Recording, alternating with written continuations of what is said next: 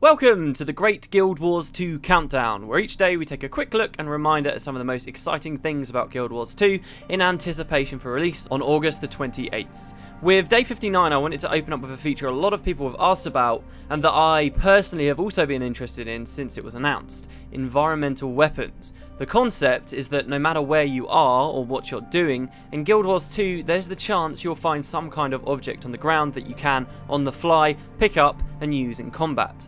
This would have been much higher on my list, since recently the feature seems to have become far less important for combat than originally led to believe, but regardless, it does remain one of the more interesting aspects of Guild Wars 2. You might be exploring the world only to find a rock on the floor just light enough to pick up. Doing so will actually change your character's abilities, enabling them to do a variety of attacks, like throwing the rock at someone's face.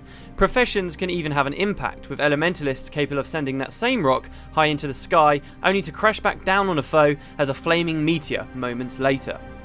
Not all environmental weapons are as simple as discarded rocks or branches lying on the floor though. Powerful machinery can also be manned in the same way, such as trebuchets, ballisters, cannons and turrets. These you can climb into, and they'll also change your left hand 5 skills.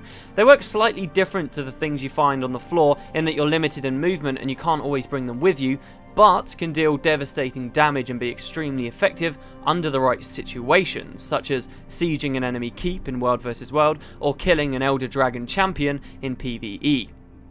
Not everything's about combat though, and many events will involve players interacting with environmental weapons in interesting ways. When asked to capture escaped bunnies from a farmer's watermelon field, even the bunnies themselves become environmental weapons when you pick them up. They won't give you any attacks necessarily, but can provide speed boosts and other bonuses while you carry them about. Because of this, there is a staggering variety of different types of environmental weapons in the game, ranging from jars of bees to eggs that you can either throw at someone or eat for a small buff. Some professions have environmental weapons built into their mechanics. Thieves, for example, can steal environmental weapons from their enemies, and elementalists can summon weapons for their allies to use.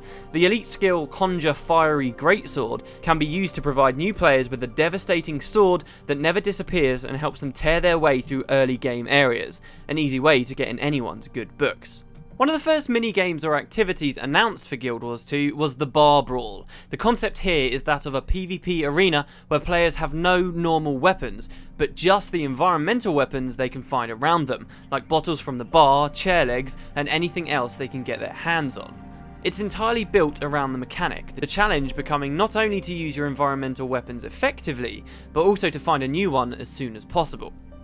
Most of them do break on usage, so don't expect to pick up a skull when you first complete the tutorial and keep it with you forevermore, killing everything that stands in your way with it and forming some sort of bond over time. It can't be done. Most environmental weapon skills do have a % chance to break the item on use, or even a definite chance on a more dangerous attack. You have to decide on which one you want to use, depending on if you think you've got the full potential out of your weapon, so there's usually an interesting decision to be made. So those are environmental weapons. Be sure to keep an eye out when we get in game. You never know what you might find lying around. And I have to say, it's those small quirks and interesting moments where you pick up something new that's made combat stay fresh for me even after hours of using the same character during the beta. Thanks for watching, and I'll see you tomorrow.